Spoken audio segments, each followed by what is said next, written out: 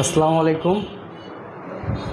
আমাকে শোনা যাচ্ছে কি না একটু কনফার্ম করলে বেশি ভালো হয়।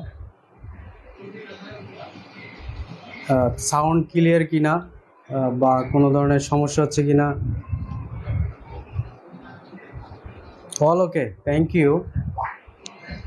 ওকে ওকে। তোমরা যারা অলরেডি ক্লাস করছো আমার হয়তো চেনো। আমি এসেছি শফিকুল ইসলাম, শাহজালাল বিজ্ঞান প্রযুক্তি বিশ্ববিদ্যালয় থেকে অনার্স মাস্টার শেষ করা হয়েছে। আর তোমাদের সাথে বেসিক্যালি আমার কথা হবে হচ্ছে, অলরেডি একটা কোশ্চেন দিয়ে দিছি তাই না, সাধারণ জ্ঞান নিয়ে কথা হবে। যাই হোক, তোমরা এটা নতুন ব্যাচ তাই না? আচ্ছা, নতুন ব্যাচ, একটু কথা বলে নেই। আমরা সাধারণ জ্ঞানটাকে কিভাবে এটা শেষ করবে, কোর্স প্ল্যান একটু বলে ফেলি। সেটা হচ্ছে টোটাল সাধারণ জ্ঞানের পার্ট আমরা তিনটা পার্টে দেখব। একটা পার্ট হচ্ছে এটা জিকে, হ্যাঁ, তিনটা পার্ট। একটা হচ্ছে বাংলাদেশ অ্যাফেয়ার্স, একটা হচ্ছে ইন্টারন্যাশনাল অ্যাফেয়ার্স, আর একটা হচ্ছে আইসিটি। হ্যাঁ, আইসিটি অথবা জেনারেল সায়েন্স, যেটা হ্যাঁ জেনারেল সায়েন্স মানে বাংলাদেশ বিষয়বলি, আন্তর্জাতিক বিষয়বলি। আর আরেকটা পার্টের মধ্যে থাকবে যে জেনারেল সায়েন্স, মানে 9-10-এর যে নর্মাল যে সায়েন্সটা, আবার ফিজিক্স কেমিস্ট্রি না কিন্তু, হ্যাঁ জেনারেল সায়েন্স। আর হচ্ছে আইসিটি, যে কম্পিউটার ভিত্তিক যে কোশ্চেনগুলো আর কি। এই তিনটা পার্ট হচ্ছে সাধারণ জ্ঞানের। তো আমরা বেসিক্যালি আজকে ক্লাসটা শুরু করব হচ্ছে বাংলাদেশ বিষয়বলি থেকে, ঠিক আছে?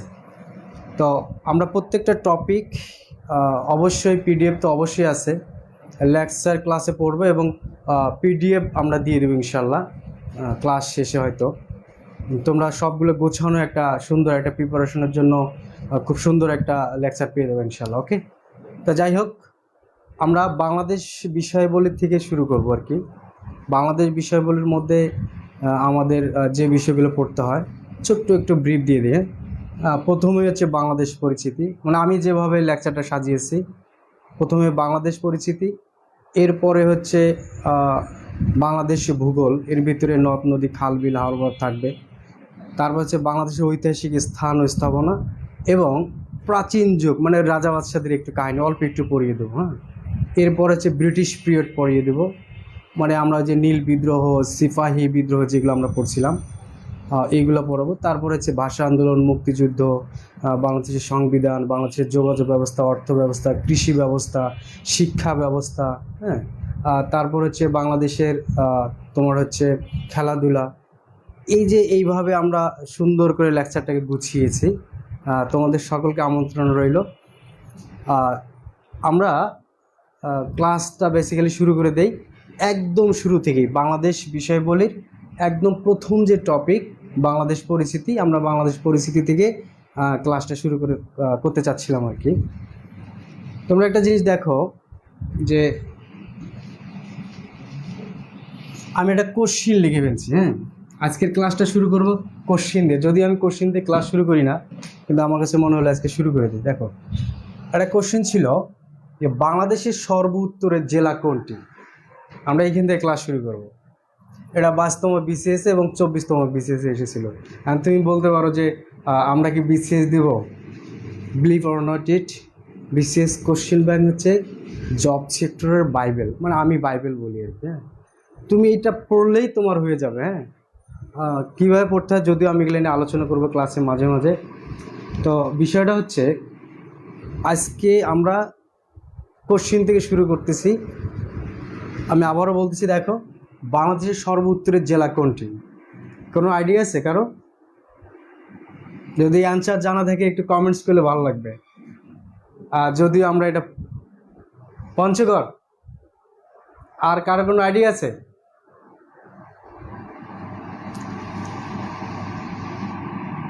শিওর? আচ্ছা, পঞ্চগড়। গ্রেট, কমেন্টস করো দেখি। যারা যে মানে আমাদের গ্রুপে পেজে আছে একটু কমেন্টস করো দেখ বাংলাদেশের সর্ব উত্তরের জেলা কোনটি। পঞ্চগড়।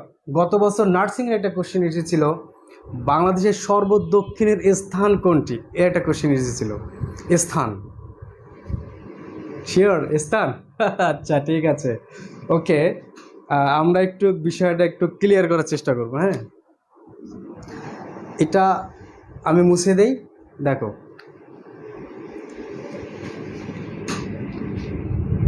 হ্যাঁ বলবো তো, আসতেছি, একটু ওয়েট।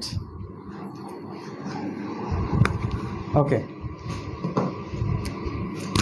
আমরা টপিকের নাম দিচ্ছি হচ্ছে বাংলাদেশ পরিচিতি। আমার লেকচার শুরু,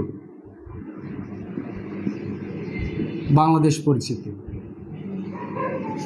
এটার সাব টপিক হচ্ছে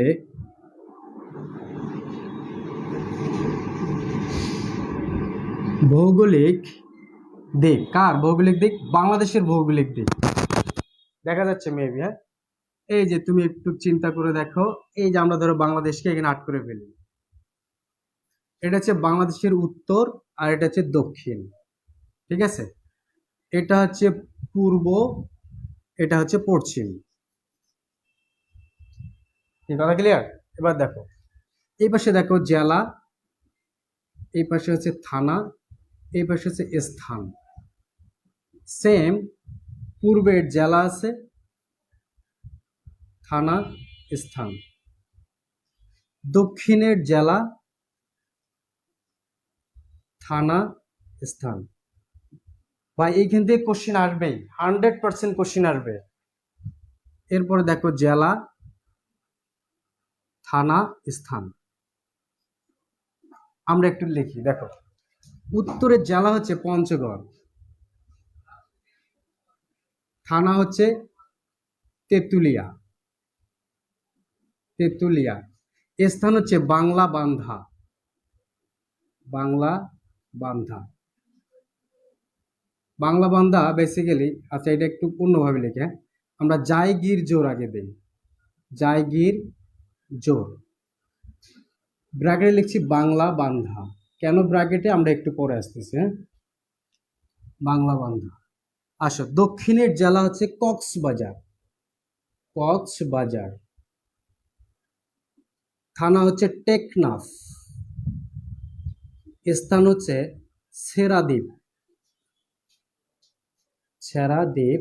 ব্র্যাকেটে লিখবো সেন্ট মার্টিন, হ্যাঁ, সেন্ট মার্টিন, মার্টিন। ওকে, এরপরে দেখো পূর্বের জেলা বান্দরবান, বান্দরবান। এটা হচ্ছে থানচি, আর স্থান হচ্ছে আখাইন, আখাইন ঠং। ব্র্যাকেটে লিখছি তিন্দু। কেন সব আমি বলতেছি তিন্দু, ওকে। পশ্চিমের জেলা দেখো চাপাই নবাবগঞ্জ, গট ইট। থানা শিবগঞ্জ, স্থান হচ্ছে মনাকষা, মনাকষা। ব্র্যাকেটে লিখবো মনাকষা।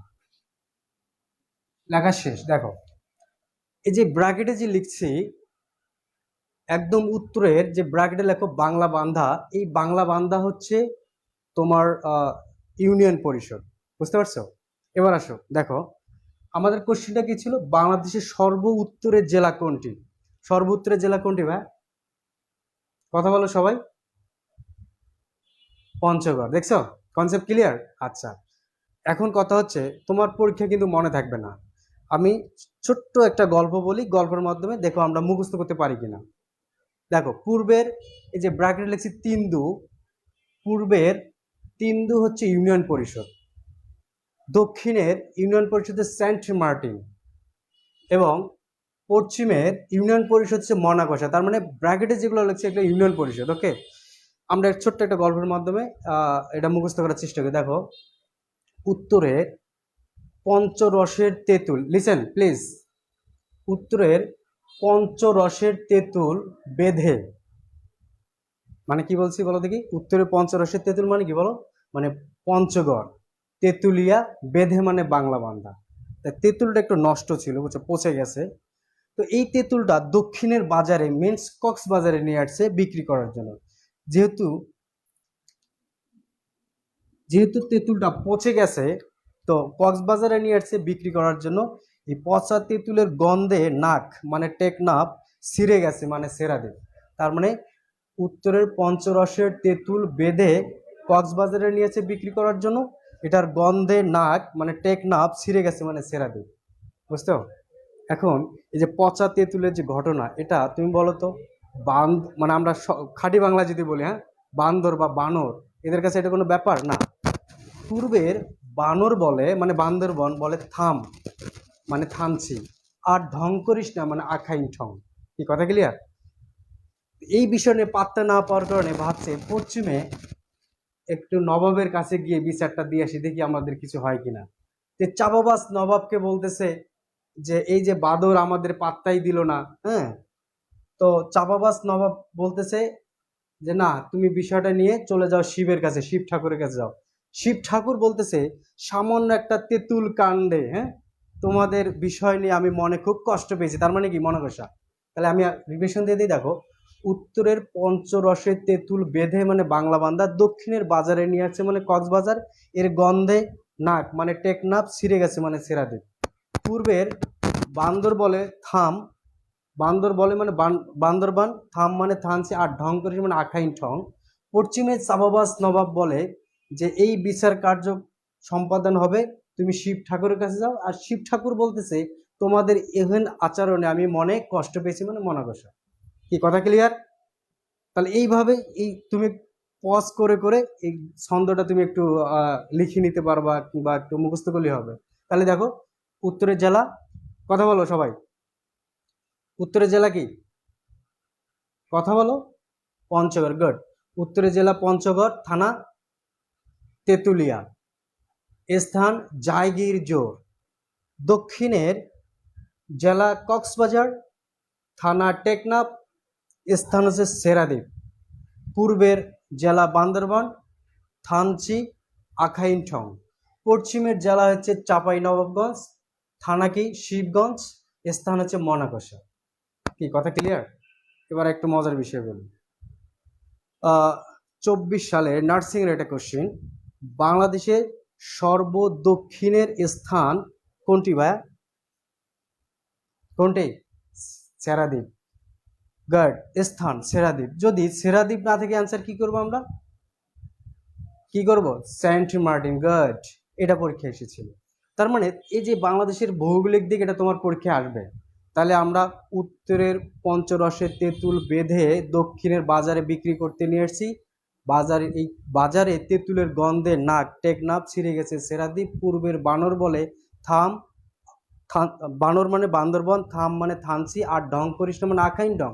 পশ্চিমের চাবাবাস নবাব বলে যে এই বিচারের জন্য তুমি শিব ঠাকুরের কাছে যাও। শিব ঠাকুর বলতেছে তোমাদের আচরণে আমি মনে কষ্ট পেয়েছি মানে মনে কষ্ট। কি গট ইট? ইনশাল্লাহ আমরা এইভাবে পড়লে বাংলাদেশের ভৌগোলিক যে দিক, উত্তরে কি, দক্ষিণে কি, পূর্ব পশ্চিমে কি, আমরা ইনশাল্লাহ এইভাবে মনে রাখতে পারবো আশা করি। কি কথা ক্লিয়ার? তো এই ছিল হচ্ছে বাংলাদেশ পরিচিতির ছোট্ট একটা পার্ট, ভৌগোলিক দিক।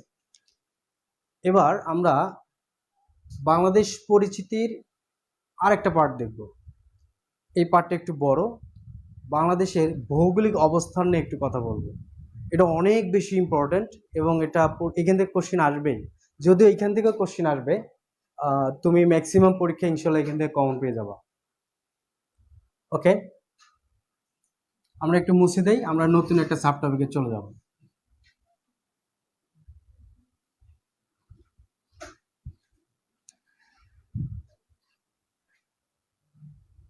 বাংলাদেশ পরিচিতির, হ্যাঁ, ওকে, হ্যাঁ দেখা যাচ্ছে। বাংলাদেশের ভৌগোলিক অবস্থান, এটা অনেক বেশি ইম্পর্টেন্ট। ওকে, দেখো, এটাও আমরা একটু বক্স বানানোর চেষ্টা করব। বাংলাদেশের এটা হচ্ছে উত্তর, এটা হচ্ছে দক্ষিণ, এটা হচ্ছে পূর্ব, সেম এটা হচ্ছে পশ্চিম। কথা ক্লিয়ার? ওকে, দেখো, অনেক ভালো আর্টিস্ট না, তবে চেষ্টা করি আর কি, হ্যাঁ। এটা হচ্ছে বাংলাদেশ, তোমরা হাসাহাসি করবে না কিন্তু, ওকে? হিন্দি হোক, সমস্যা নেই, এখানে ইন্ডিয়াও পড়া এখানে। দেখো উপরে দেখা যায়, দেখা তো যায় না, আর তো নিচে করতে হবে।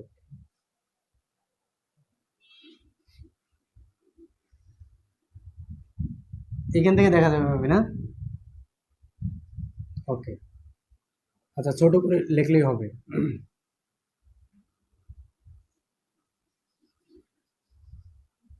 ওকে, তারপরে দেখা যাচ্ছে না। দেখো বাংলাদেশের, এটা কি বাংলাদেশ না, এটা হচ্ছে বঙ্গোপসাগর, ঠিক আছে? এইখান থেকে তুমি দেখো, না এটা আরো ছোট করতে হবে, নাহলে তুমি বুঝতেই পারবা না। না তোদের আঁকা লাগবে না। কেন? কঠিন এটা না? অনেক কঠিন। সহজ, এই তো গুড। এবার দেখো বাংলাদেশের, এটা ধরো দক্ষিণ, ঠিক আছে, এটা হচ্ছে বঙ্গোপসাগর, গট ইট। এরপরে এইখানে দেখো, এইখানে হচ্ছে মিয়ানমার। হ্যাঁ এই তো ওয়েট, এবং দেখো এটা হচ্ছে মিয়ানমার, এটা হচ্ছে বঙ্গোপসাগর, না? এইখান থেকে শুরু করে এই যে এইখানে, এটা হচ্ছে পশ্চিমবঙ্গ। তার মানে কি পশ্চিমবঙ্গ মিন্স কি বলো দেখি? কথা বলো, পশ্চিমবঙ্গ মানে কি ভারত না? ভারত। এই পাশে হচ্ছে seven sister, seven sisters. Seven sister means কি বলো দেখি? ভারত, ঠিক না? বলো। আচ্ছা এবার আসো, গুড। এবার দেখো এটা হচ্ছে নেপাল, এটা হচ্ছে ভুটান, বুঝছো? এখানে একটা দেখা যায়, মেবি দেখা যায় হয়তো, হ্যাঁ। এখানে একটা করিডোর আছে, দেখা যায় না? ইস রে, আচ্ছা হোক, সমস্যা নেই, বুঝে দেবেন। এখানে একটা করিডোর আছে, এটাকে বলে চিকেন নেক। চিকেন নেক মানে মুরগির গলার মতো। এটার আয়তন কেউ বলে 24, কেউ বলে 26, কেউ বলে 30, 28, 29, 32, ঠিক আছে, কিলোমিটার। এটা শিলিগুড়ি করিডোর বলা হয় আর কি, হ্যাঁ। এবার মজার বিষয় হচ্ছে, এইখানে একটা দেশ আছে, নাম হচ্ছে পাকিস্তান। কি বলো দেখি? এটা পাকিস্তান, পাকিস্তান। তাহলে পাকিস্তান কোথায় বলো দেখি? বাংলাদেশের, কথা বলো, বাংলাদেশে কোন দিকে বলো? পশ্চিমে না? এটা কি পশ্চিম তো? না, এখানে আমি একটু উপরে লিখছি, এই জন্য পশ্চিম যেহেতু দেখা যায়। দেখো পাকিস্তান, তার মানে এটা হচ্ছে পূর্বে, এই জন্য আমরা ছিলাম কি বলো দেখি? পূর্ব পাকিস্তান। আর পাক লিখলাম, আর এটা যেহেতু পশ্চিমে, এটা হচ্ছে পশ্চিম পাকিস্তান, ঠিক না? বলো, এটা হচ্ছে পশ্চিম পাকিস্তান। ওকে, এবার দেখো একটু মজার, অনেক মজার বিষয় আছে এখানে। বাংলাদেশের পূর্বের ভারতের 7টা অঙ্গরাজ্যকে একত্রে বলা হয়েছে সেভেন সিস্টার। কি বলা হয়? সেভেন সিস্টার বলা হয়। তাহলে সেভেন সিস্টার কোথায় বাংলাদেশের? বাংলাদেশের হচ্ছে পূর্বে অবস্থিত। বাংলাদেশের পূর্বে ভারতের 7টা অঙ্গরাজ্যকে একত্রে বলা হয় সেভেন সিস্টার্স। এটা এখানে কোশ্চেন আসবে, বুঝছো? আমরা অনেক পড়বে, ডেসক্রিপটিভ পড়বে, একটু ওয়েট করো। এরপরে তুমি দেখো, এই যে বাংলাদেশের এইখানে একটা জেলা আছে, নাম হচ্ছে রাঙ্গামাটি। কি নাম? রাঙ্গামাটি। এইখান থেকে একটা কোশ্চেন আসতে পারে, আসতে পারে না, আসবেই, যে বাংলাদেশের কোন জেলা ভারত এবং মিয়ানমারকে স্পর্শ করেছে? দেখো এই পাশে মিয়ানমার, গার্ড, এই পাশে কি ভারত না? তাহলে ভারত এবং মিয়ানমারকে স্পর্শকারী জেলা হচ্ছে রাঙ্গামাটি। এই কথা ক্লিয়ার? Okay fine. এইখানে একটা বিভাগ আছে, নাম হচ্ছে বরিশাল, বরিশাল বিভাগ। এইখানে একটা বিভাগ, হ্যাঁ তুঙ্গবাড়ি, ঢাকা। দেখো এই বরিশাল এবং ঢাকা বিভাগের কোনো জেলা ভারতের সাথে স্পর্শ করেনি। কি কথা কি বুঝছো? এইখানে একটা কোশ্চেন আসবে, যে বাংলাদেশের কোন দুটা বিভাগ ভারতকে স্পর্শ করেনি? ঢাকা আর বরিশাল, অথবা ঢাকা বরিশাল হডিবার, তুমি যেটা মন চায় বলো।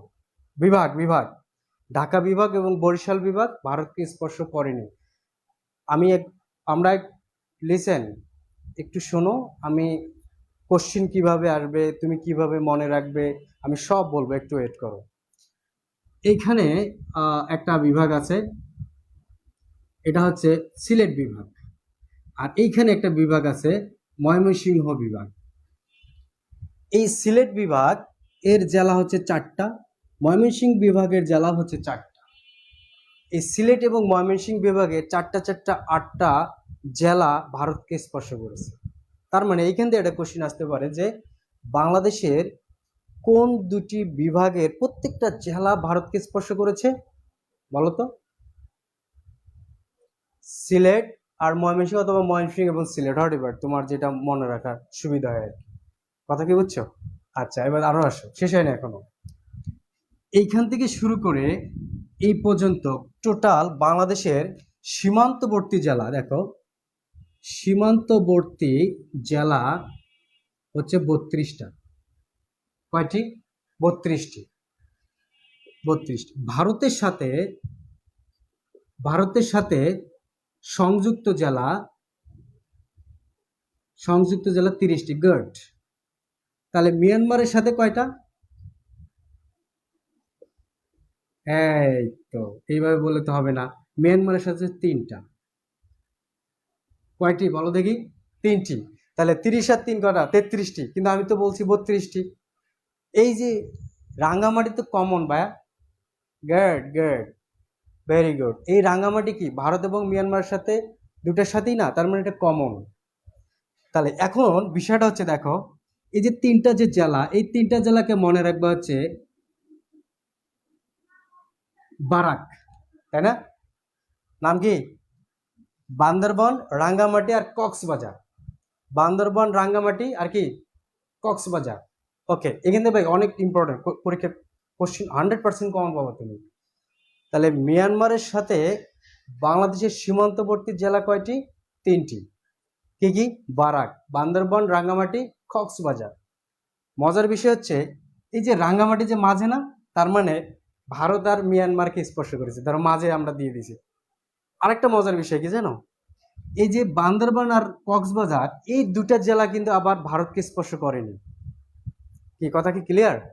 তাহলে দেখো, বাংলাদেশের সীমান্তবর্তী মোট জেলা হচ্ছে 32টা। এর ভিতরে ভারতকে স্পর্শ করেছে 30টা, আর মিয়ানমারকে স্পর্শ করেছে 3টা। একটা কমন জেলা যেটা ভারত এবং মিয়ানমারকে স্পর্শ করেছে, সেটা কোনটি ভাই? Answer me, Rangamati. মিয়ানমারকে স্পর্শকারী জেলা 3টা মনে রাখার বুদ্ধি হচ্ছে বারাক, বান্দরবান, রাঙ্গামাটি আর হচ্ছে কক্সবাজার। আবার দেখো রাঙ্গামাটি মাঝখানে, তার মানে কি ভারত এবং মিয়ানমারকে আমরা এইভাবে মনে রাখতে পারি। ওকে, বান্দরবান এবং কক্সবাজার এই দুটা জেলা কিন্তু আবার ভারতকে স্পর্শ করেনি। কথা ক্লিয়ার? ওকে, রাঙ্গামাটি নিয়ে কথা বললে তুমি অনেক কথা বলতে পারবা। এই যে রাঙ্গামাটিতে কোনো রিক্সা নাই, বুঝছো? এবং সবচেয়ে বেশি উপজাতি বসবাস করে রাঙ্গামাটিতে। রাঙ্গামাটির অনেক ইনফরমেশন এবং অনেক পরীক্ষায় অনেক ইম্পর্টেন্ট। আবার দেখো এই যে দক্ষিণ এশিয়ার সবচেয়ে বৃহত্তম জলবিদ্যুৎ কেন্দ্র কোনটি? কাপ্তাই, তাই না? কাপ্তাই জলবিদ্যুৎ কেন্দ্র না? 1962 সালে, 62-61 সালে এটা প্রতিষ্ঠা হয়। দক্ষিণ এশিয়ার সবচেয়ে বৃহত্তম জলবিদ্যুৎ কেন্দ্র কাপ্তাই কর্ণফুলী নদীর তীরে এই রাঙ্গামাটিতে অবস্থান করে, বুঝছো? এইখান থেকে কোশ্চেন পরীক্ষায় আসে। তাহলে এই যে জলবিদ্যুৎ কেন্দ্রে এটা তৈরি করতে কি কি লাগে ভাই বলো দেখি? লেকচার অন্যদিকে যাচ্ছে একটু, তারপরে দেখো। একটা হলো ড্যাম, তাই না? একটা হচ্ছে বাঁধ, ঠিক আছে? তাহলে ড্যাম আর বাঁধের মধ্যে একটু পার্থক্য আছে। ধরো দুটাই নদীর গতিপথ আটকায় দেয়, যেরকম আমাদের তিস্তা বাঁধ আছে, হ্যাঁ, তিস্তা বাঁধ, গজলডোবা নদীর বাঁধ দিয়ে তিস্তা বাঁধটা তৈরি হয়ে গেছে। এছাড়া ধরো ভারতের গঙ্গা ফারাক্কা বাঁধ, তাই না? টিপাইমুখী বাঁধ, ঠিক আছে, তো বরাক নদীতে। এবং আমাদের ধরো ওই ইয়াতে বুড়িগঙ্গা নদীতে রয়েছিল বাকল্যান্ড বাঁধ। হ্যাঁ, এগুলো পরীক্ষাতে আসবে কিন্তু ইম্পর্টেন্ট। তাহলে নদীর গতিপথ আটকায় দিয়ে 2 রকমের বাঁধ তৈরি হয়। একটা নাম হচ্ছে ড্যাম, আর নাম হচ্ছে কি বলো দেখি? বাঁধ। হ্যাঁ, দেখো ড্যাম কাকে বলবো আমরা? ড্যাম বলবো হচ্ছে যে যে নদী গতিপথ আটকায় দিয়ে বিদ্যুৎ উৎপাদন করা হয় সেটাকে ড্যাম বলা হয়। তার মানে কর্ণফুলী নদীকে বাঁধ আটকায় দিয়ে কি তৈরি করা হয়েছে? জলবিদ্যুৎ কেন্দ্র, তার মানে হচ্ছে ড্যাম। আর তিস্তা নদীর যে গজলডোবা যে বাঁধ, এই বাঁধটা আটকায় দিয়ে কিন্তু কৃষি কাজ করে, এখানে কিন্তু বিদ্যুৎ উৎপন্ন করা হয় না। তাহলে এটাকে বলবো আমরা বাঁধ। তাহলে বাঁধ আর ড্যামের পার্থক্য, আই থিঙ্ক দ্যাট ক্লিয়ার। ওকে, যাই হোক, আলোচনা আমরা এই ইয়াতে চলে আসে, আমাদের বাংলাদেশের ভৌগোলিক অবস্থানে চলে আসতেছি। তুমি একটা জিনিস দেখো যে বাংলাদেশে তাহলে সীমান্তবর্তী জেলা আছে 32টা, ভারতের সাথে 30টা, মিয়ানমার সাথে 3টা, সে 3টা বারাক, এবং রাঙ্গামাটি 2টা দেশের সাথে রয়েছে। এবার একটু ভারত নিয়ে একটু কথা বলি। দেখো, এইখান থেকে শুরু করে এই পর্যন্ত ভারতের মোট 5টা প্রদেশ বাংলাদেশকে স্পর্শ করেছে। আমরা একটু এইখানে চলে আসি। বাংলাদেশের পশ্চিমে রয়েছে পশ্চিমবঙ্গ, ভারতের পশ্চিমবঙ্গ, ওই যে শুভেন্দু আছে না, শুভেন্দুর পশ্চিমবঙ্গ, এর আগে ছিল তো মমতার খালা, তাই না? ওকে, পশ্চিমবঙ্গ, বাংলাদেশের পশ্চিমে রয়েছে পশ্চিমবঙ্গ। বাংলাদেশের দক্ষিণে রয়েছে কি বলো দেখি, বঙ্গোপসাগর। ওকে, এবার আসো, বাংলাদেশের উত্তরে রয়েছে কি দেখো, আমের। আমের থেকে আমরা একটু পরে আসতেছি। বাংলাদেশের পূর্বে আছে কি, আমেত্রি। কি বলো দেখি, আমেত্রি। আর একটা রয়েছে মিয়ানমার। মিয়ানমার কোথায় দেখো, বাংলাদেশে কিন্তু পূর্বে, এইখানে না কিন্তু। শেষ হয়েছে, চেঞ্জ করছেন? আচ্ছা, করেন। তোমরা একটু লাইনে থাকো, আমরা চেঞ্জ করে আবার আসতেছি তোমাদের সাথে। চলো, আচ্ছা, সমস্যা নেই।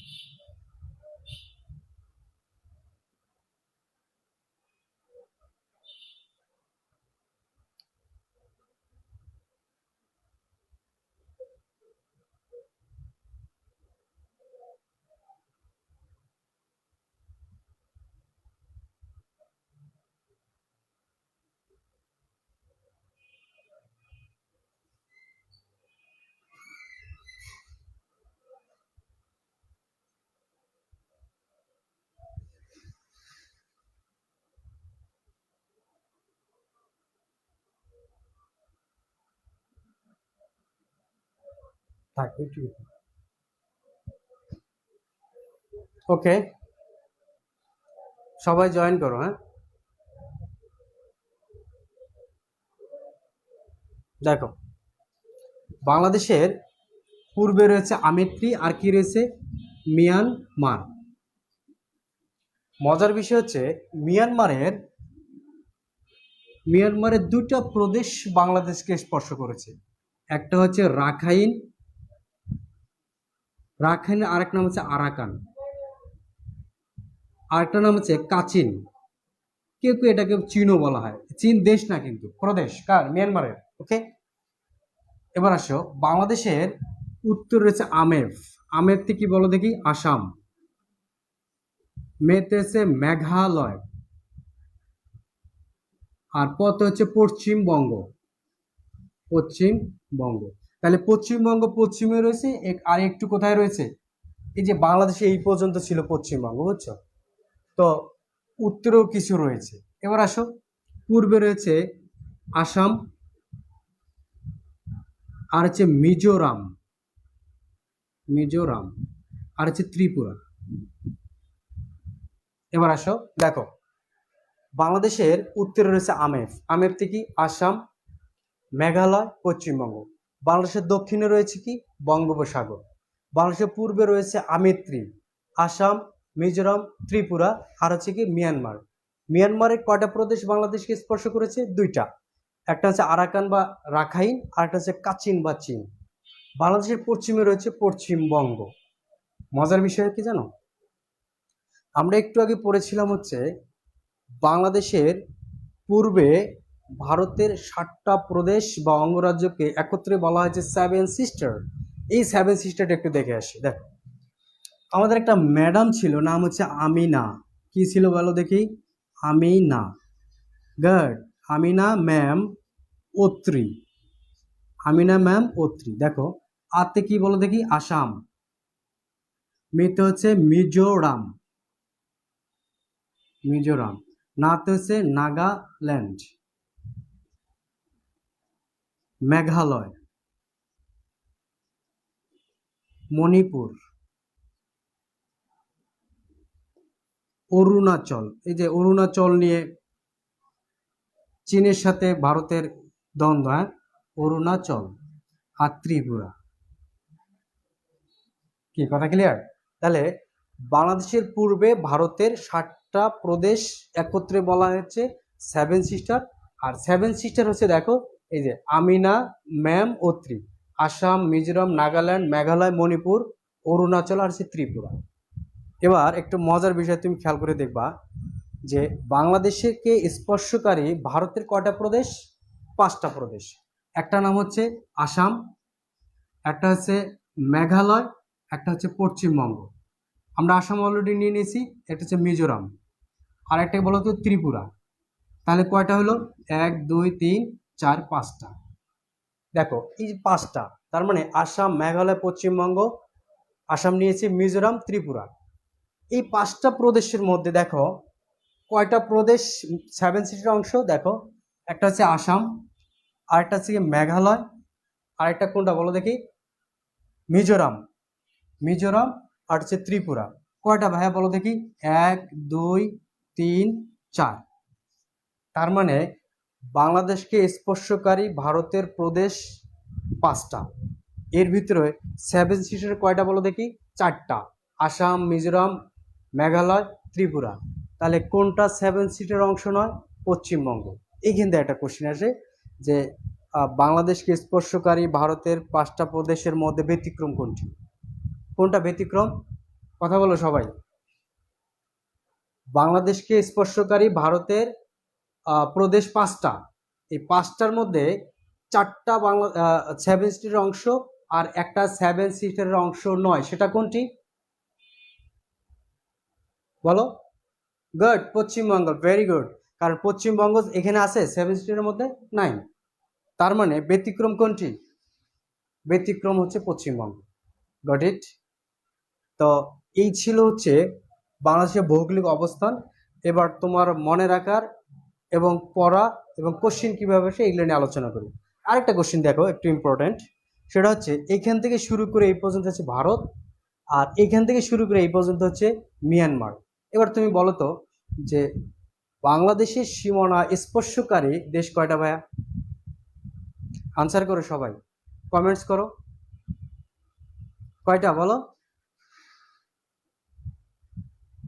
2টা না 2টি? Good, very good. একটা হচ্ছে ভারত, এইখান থেকে এই পর্যন্ত হচ্ছে ভারত, আর এইখান থেকে এই পর্যন্ত হচ্ছে মিয়ানমার। তাহলে বাংলাদেশের সীমানা স্পর্শকারী দেশ হচ্ছে 2টা, একটা হচ্ছে ভারত, একটা হচ্ছে মিয়ানমার। এটা একটা কোশ্চিন পড়কে নর্মালি এসে থাকে। আর একটা কোশ্চিন দেখবা যে বাংলাদেশে না, এটা পৃথিবীর মধ্যে দেখো সারা পৃথিবীতে বা বিশ্বে সবচেয়ে বেশি সীমানা স্পর্শকারী দেশ হচ্ছে 2টা, একটা হচ্ছে রাশিয়া আর হচ্ছে চীন। বুঝছো? তার মানে রাশিয়ার বর্ডারও রয়েছে 14টা দেশ এবং চীনের বর্ডারও রয়েছে 14টা দেশ। বাংলাদেশকে স্পর্শকারী দেশ হচ্ছে 2টা, রাশিয়াকে স্পর্শকারী দেশ হচ্ছে 14টা এবং চীনকে স্পর্শকারী দেশ হচ্ছে 14টা। এই কোশ্চেনগুলো পরীক্ষা ভেরি নর্মাল কোশ্চেন, এগুলো বারবার পরীক্ষাতে আসছে।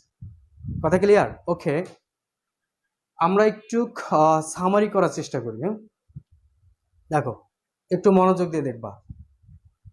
বাংলাদেশের উত্তরে রয়েছে আমেপ, ইউনো অলরেডি আমেপ কি? আসাম, মেঘালয়, পশ্চিমবঙ্গ। বাংলাদেশের উত্তরে রয়েছে আমেপ, বাংলাদেশের দক্ষিণে রয়েছে বঙ্গোপসাগর। যাই বঙ্গোপসাগর নিয়ে তাহলে একটু কথা বলি। বঙ্গোপসাগর হচ্ছে দেখো বাংলাদেশের দক্ষিণে। এই বঙ্গোপসাগরকে স্পর্শকারী দেশ হচ্ছে আবার 5টা কিন্তু। বুঝছো? এই যে তার ভিতরে মিয়ানমার রয়েছে, বাংলাদেশ রয়েছে, ভারত রয়েছে, শ্রীলঙ্কা রয়েছে, থাইল্যান্ড রয়েছে, 5টা দেশ। বঙ্গোপসাগরের প্রাচীনতম গভীরতম যে খাত, ঠিক আছে, এটাকে বলা হয় সোয়াচ অফ নো গ্রাউন্ড, ঠিক আছে, যেটা বাংলা বলা হয় গঙ্গা খাত। এই যে সম্ভবত 4 তারিখ পরীক্ষা এসেছিল, বুঝছো, যে বঙ্গোপসাগরের প্রাচীনতম খাদের নাম কি? যদি তোমাদের এগুলো পড়াবো বাংলাদেশ ভূগোলের আলোচনা, বাংলাদেশের ভূগোল আলোচনা, নদ নদী, খাল বিল, হাওর বাওর, বিল, হ্যাঁ, বঙ্গোপসাগর, এগুলো পড়াবো, একটু ওয়েট করতে হবে। এই সোয়াচ অফ নো গ্রাউন্ড অথবা গঙ্গা ঘাট, যেরকম প্রশান্ত মহাসাগরের গভীরতম স্থানের নাম কি বলো দেখি? কারো জানা আছে? মেরিনা স্টেজ? কি বলছো বুঝি নাই। Good boy. মারিয়ানা ট্রেন্স, বুঝছো, মারিয়ানা ট্রেন্স, মানে যেটার গভীরতা কত বলো দেখি। এটা মতান্তর আছে এই 11,033 মিটার, বুঝছো, 11,033 মিটার হয়েছে কি? হ্যাঁ, একক দশক শতক হাজার, হ্যাঁ 11,033 মিটার, ঠিক আছে। ওকে, এই 11,033 মিটার বাংলাদেশের সবচেয়ে উঁচুতম স্থানের কোনটি বলো দেখি? সর্বোচ্চ চূড়া, পিনাঙ্কল, অ্যাপেক্স যেটা বলা হয়, হ্যাঁ চূড়া, বলো তো কোনটা? পৃথিবীর সবচেয়ে উঁচুতম স্থানের নাম কি? গুড বয়, মাউন্ট এভারেস্ট, তাই না? মানে হিমালয়ের সর্বোচ্চ চূড়া হচ্ছে কি? Mount Everest. হ্যাঁ, ইংলিশে যদি বলো তাহলে হিমালয়েস বলতে হবে, বুঝছো, কারণ হিমালয় একটা না, যেরকম দ্য সুন্দরবনস বলতে হয় এরকম দ্য হিমালয়স বলতে হয়, এটা কিন্তু সেন্টেন্স কারেকশনে আসবে। যাই হোক, যেটা বলতেছিলাম, এই হিমালয়েস যেটা, দ্য হিমালয়েস, অনেকগুলা হিমালয় মিলে দ্য হিমালয়েস গঠিত হয়েছে। এটা সর্বোচ্চ চূড়ার নাম হচ্ছে মাউন্ট এভারেস্ট, যেটা 8,850 অথবা 8,850 মিটার, অথবা বলা হয় 8,848 মিটার। তার মানে দেখো, এই যে সর্বোচ্চ চূড়া যদি তুমি মারিয়ানা ট্রেঞ্চের ভিতরে যদি দাও, তারপরে প্রায় 4,000-এর মতো জায়গা ফাঁকা রাখে, তাই না? সুবহানাল্লাহ। যেটা বলতে যাচ্ছিলাম সেটা হচ্ছে, দেখো, এরকম বঙ্গোপসাগরের গভীরতম খাদ মারিয়ানা, তোমার সোয়াচ অফ নো গ্রাউন্ড বা গঙ্গা, কথা বলো না, হ্যাঁ সাউন্ড আসতেছে, কথা বলো না। ওকে ওকে, আমরা একটু দেখি বাংলাদেশের দক্ষিণে রয়েছে কি ভাই বলো দেখি? বঙ্গোপসাগর। বাংলাদেশের উত্তরে কি পড়েছি? আমেপ। বাংলাদেশের দক্ষিণে বঙ্গোপসাগর। বাংলাদেশের পূর্বে রয়েছে আমেত্রী, আসাম। কথা বলছো কেন? তোমার কথা আসতেছে তো। আসাম, মিজোরাম, ত্রিপুরা। বাংলাদেশের পূর্বে রয়েছে মিয়ানমার। মিয়ানমারের কটা প্রদেশ? দুটা প্রদেশ, একটা হচ্ছে রাখাইন, আরাকান। বাংলাদেশের পশ্চিমে রয়েছে পশ্চিমবঙ্গ। কথা বলছো তোমরা, হ্যাঁ ওকে। বাংলাদেশের উত্তরে আমেপ, দক্ষিণে বঙ্গোপসাগর, পশ্চিমে আমেত্রী, তোমরা মিউট করো। ওকে, এরপরে দেখো, বাংলাদেশের পূর্বের 7টা অঙ্গরাজ্য একত্রে বলা হয় সেভেন সিস্টার। সেভেন সিস্টার মনে রাখবা, Amina, ma'am, Atri, got it? Okay, বাংলাদেশের, এবার বাংলাদেশের একটু সীমানা নিয়ে কথা বলি। বাংলাদেশের সীমানা স্পর্শকারী দেশ কয়টা? দুইটা। বাংলাদেশের সীমান্তবর্তী জেলা কয়টি? 32টি। ভারতের সাথে কয়টি? 30টি। মিয়ানমারের সাথে কয়টি? 3টি। বাংলাদেশের একটা জেলা রয়েছে যেটা ভারত মিয়ানমারকে স্পর্শ করেছে। বাংলাদেশের দুটা বিভাগ রয়েছে, দুটা বিভাগের একটা জেলাও ভারতকে স্পর্শ করেনি। বাংলাদেশের দুটা বিভাগ রয়েছে, যেটার দুটা জেলায়, দুটা বিভাগের 8টা জেলায় ভারতকে স্পর্শ করেছে। এই কথা ক্লিয়ার? এই ছিল হচ্ছে বাংলাদেশের ভৌগোলিক অবস্থার ছোট্ট একটু ডেসক্রিপশন। কারো কোনো প্রশ্ন থাকলে তোমরা প্রশ্ন করতে পারবা। আর যতগুলো কথা বলেছি, বিশ্বাস করো এইখান থেকে তুমি কোশ্চেন কমন পাবেই। কি কথা ক্লিয়ার? তাহলে ভারতের কয়টা প্রদেশ বাংলাদেশকে স্পর্শ করেছে? 5টি। এই 5টা প্রদেশের মধ্যে 4টা হচ্ছে সেভেন সিস্টারের অংশ, একটা ব্যতিক্রম, নাম হচ্ছে কি পশ্চিমবঙ্গ। কেন ব্যতিক্রম? কারণ এটা হচ্ছে সেভেন সিস্টার অংশ নয়। এরপরে দেখো যে মিয়ানমারের কয়টা প্রদেশ বাংলাদেশকে স্পর্শ করেছে? 2টা, একটা হচ্ছে আরাকান অথবা রাখাইন, আর একটা হচ্ছে কাচিন। এই কথা ক্লিয়ার? Okay fine. এবার বাংলাদেশ পরিচিতির ছোট্ট দুটা কথা বলবো, আর দুটা চ্যাপ্টার উপর আজকে ক্লাস শেষ হয়ে যাবে, আর 10 মিনিট ক্লাস। ওকে, দেখো, আমরা কথা বলতে চাচ্ছি যে বাংলাদেশের পার্শ্ববর্তী যে দেশগুলো, ভারত, মিয়ানমার, হ্যাঁ যদিও পাকিস্তান অনেক দূরে, তো এই ভারত, বাংলাদেশ, মিয়ানমার এবং পাকিস্তানের সীমান্তবর্তী একটি বাহিনী নিয়ে কথা বলতে চাচ্ছে। সীমান্তরক্ষী বাহিনী। ওকে, বাংলাদেশের সীমান্তরক্ষী বাহিনীর নাম কি বলো? সবাই কথা বলো, কমেন্টস করো। বাংলাদেশের সীমান্তরক্ষী বাহিনী কি কমেন্টস করবা? শিওর? তোমরা কমেন্টস করো, যারা পেজে আছে কমেন্টস করো।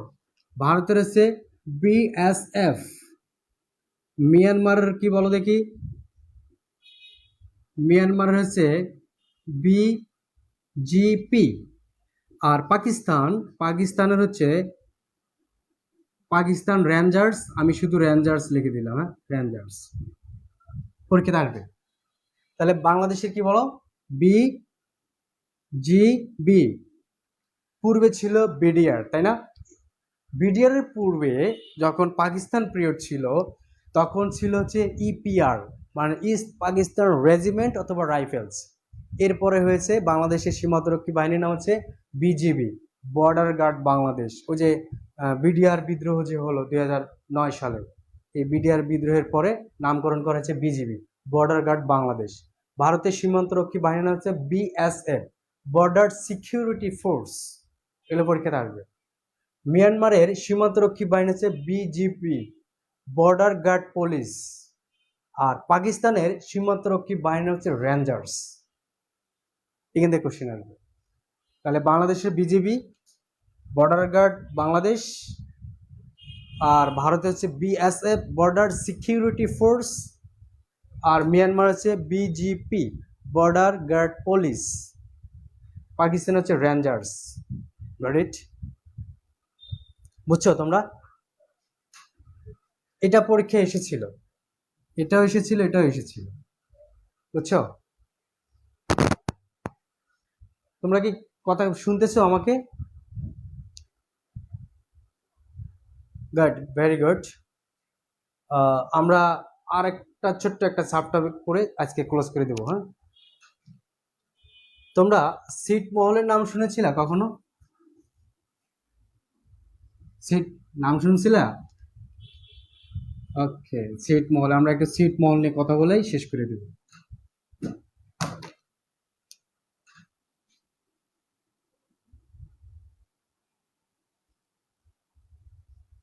ছিটমহল সেম। তুমি আর একটা জিনিস দেখো, ধরো ওই যে বাংলাদেশের মতোই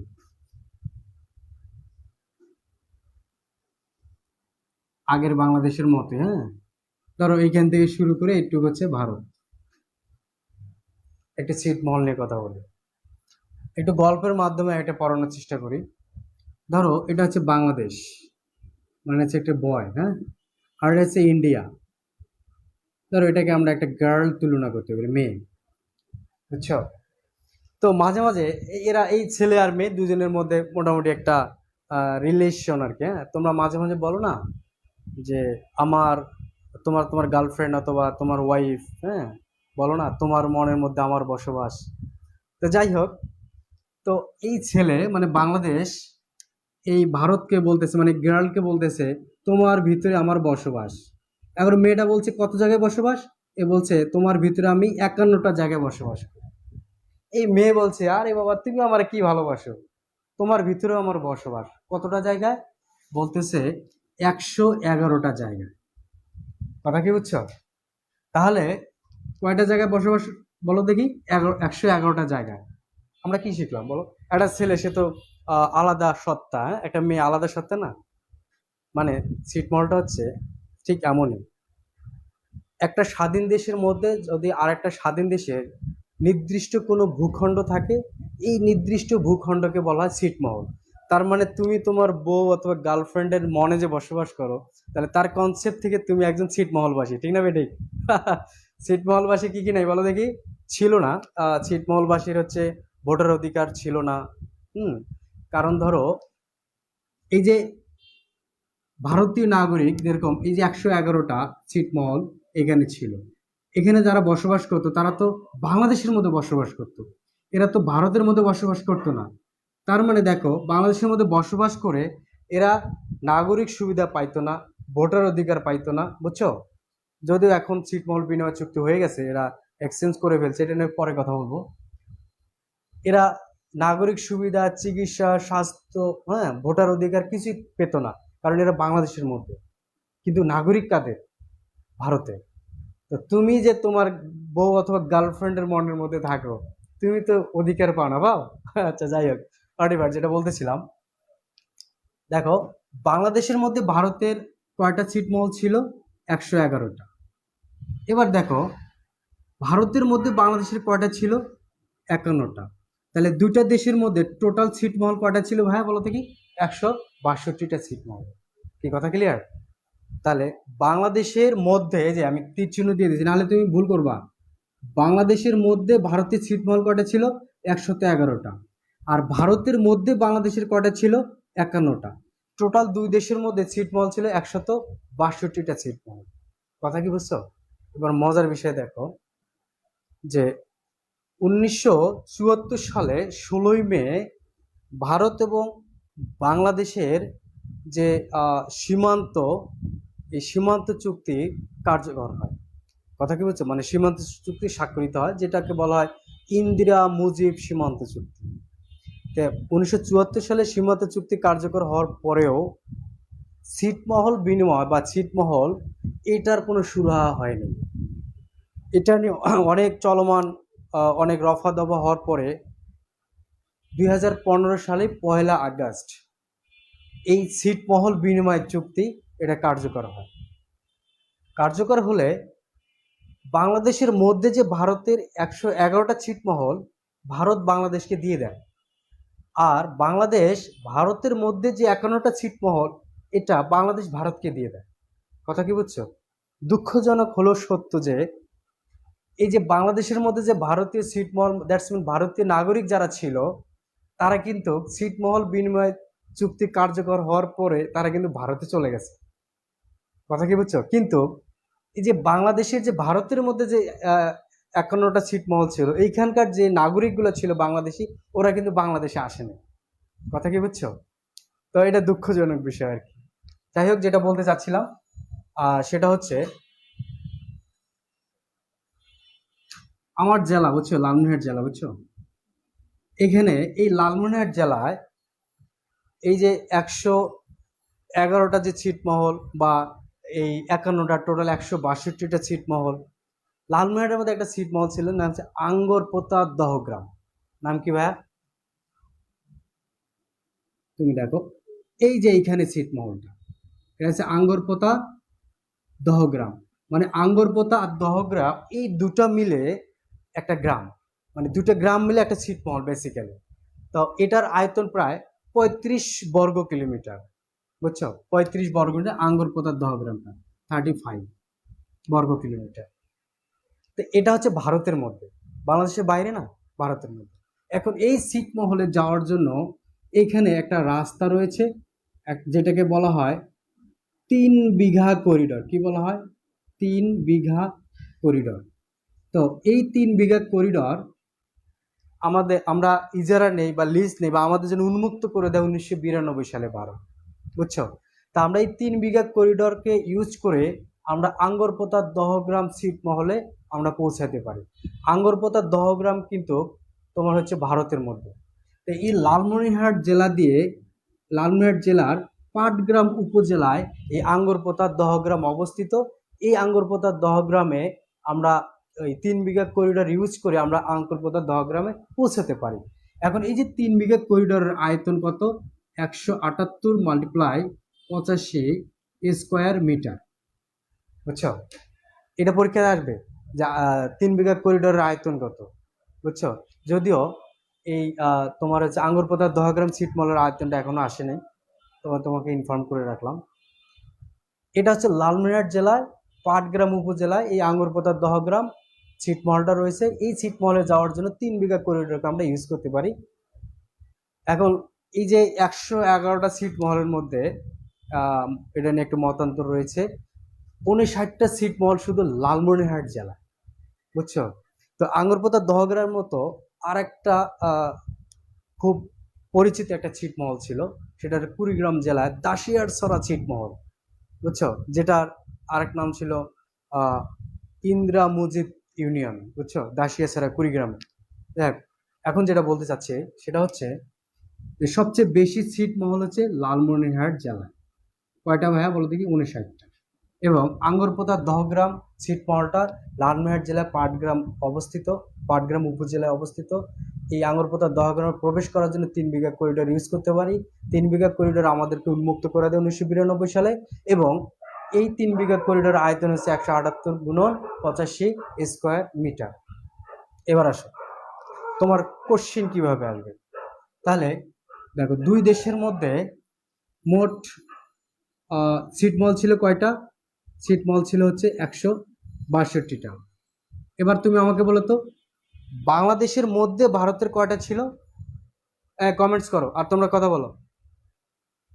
বাংলাদেশের মধ্যে ভারতের ছিটমহল কয়টা? তোমার বাইরের পড়া লাগবে না, আমি এখানে মুখস্থ করাই দিচ্ছি। বাংলাদেশের মধ্যে ভারতের কয়টা ছিট? 111টা। গুড। ভারতের মধ্যে বাংলাদেশের কয়টা ছিটমহল ছিল? 51টি। টোটাল দুই দেশের মধ্যে কয়টা ছিটমহল? দুই দেশের মধ্যে কয়টা ছিটমহল ছিল? 162টা। Got it, very good, very good. এবার আসো, সবচেয়ে বেশি ছিটমহল কোন জেলায় ছিল?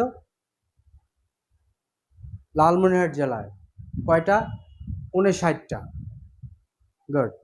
আঙ্গরপোতা দহগ্রাম ছিটমহলটি কোন জেলায় অবস্থান করেছে?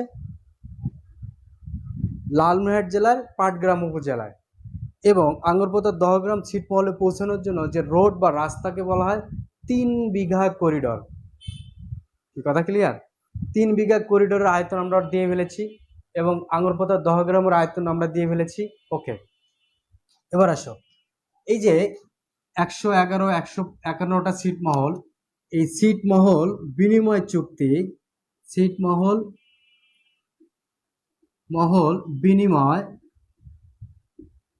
বিনিময় চুক্তি কার্যকর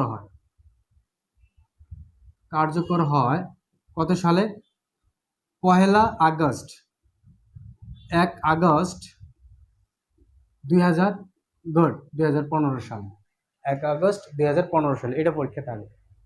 এবার বাংলাদেশের এবং ভারতের মধ্যে যে সীমানা চুক্তি কার্যকর হয়, বাংলাদেশ প্লাস ভারতের মধ্যে সীমানা চুক্তি বা সীমান্ত চুক্তি, ঠিক আছে, সীমান্ত চুক্তি এটা কার্যকর হয় 16 মে, ইংলিশে লিখছে, 16 মে 1974 সালে।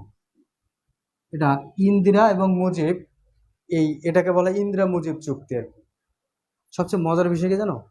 এই যে ছিটমহল নিয়ে কথা বলতেছি, আসলে এটা জন্মটা কিভাবে, আমরা এটা একটু জানার দরকার, তাই না? এই যে এটা একটু জানি, 1 মিনিটে শেষ হয়ে যাবে ইনশাল্লাহ। তুমি দেখো, এর পূর্বে এটার জন্য অনেকগুলা, মানে বেসিক্যালি এই তোমরা ভারত পাকিস্তান সীমানা যিনি করেন, হচ্ছে র্যাডক্লিফ কমিশন নামের একজন ইংরেজ আছে, ওনাকে প্রধান করে ভারত পাকিস্তান সীমানা নির্ধারণ করা হয় আর কি। এই যে র্যাডক্লিফ সাহেব, জনাব র্যাডক্লিফ সাহেব সম্মানিত ব্যক্তি, উনি যখন ভারত পাকিস্তানে, তখন তো বাংলাদেশের জন্ম হয়নি, আমরা তো পশ্চিম পাকিস্তানের নিয়ন্ত্রণে ছিলাম। এই ভারত পাকিস্তানের সীমানা নির্ধারণ করেন, তখন উনি কিন্তু আন্তর্জাতিক কোনো নিয়ম কানুন না মেনে স্থানীয় প্রশাসন এবং থানা ভিত্তিক যে পেপার ছিল, এটার উপর ভিত্তি করে ছিটমহলগুলো করছে। এই ছিটমহল এই জন্য এই বাংলাদেশের ভিতরে ভারতের ভিতরে বাংলাদেশের কিছু অংশ রয়ে গেছে, এটা একটা কারণ। আরেকটা কারণ হচ্ছে যে তিস্তার যিনি জমিদার এবং ভারতের কুচবিহার অঞ্চলের যে জমিদার, এই দুই জমিদার এসে বাংলাদেশের তিস্তা নদীর পাড়ে এসে জুয়া খেলতো। এটা মতান্তরে, বুঝছো? জুয়া খেলে এই জুয়ার আসরে ওরা বাজি ধরে বলতো, তুমি যদি এবার জিততে পারো তাহলে লালমনিরহাটের এই অংশটা তোমার। আবার ওই কুচবিহারের রাজা বলতো, তুমি যদি এই জুয়াতে জিততে পারো তাহলে কুচবিহারের এই অংশটা তোমার। তো মতান্তরে বলা হয় যে এই একটাও কারণে ওরা আবার জিতে যাইতো, এও জিততো সেও জিততো, তাহলে এটা তো মৌখিকভাবে হয়ে যেত বাংলাদেশের ভিতরে ভারতের ভিতরে বাংলাদেশের। এইভাবেও ছিটমহলের জন্ম হয়েছে, বুঝতে পারছো?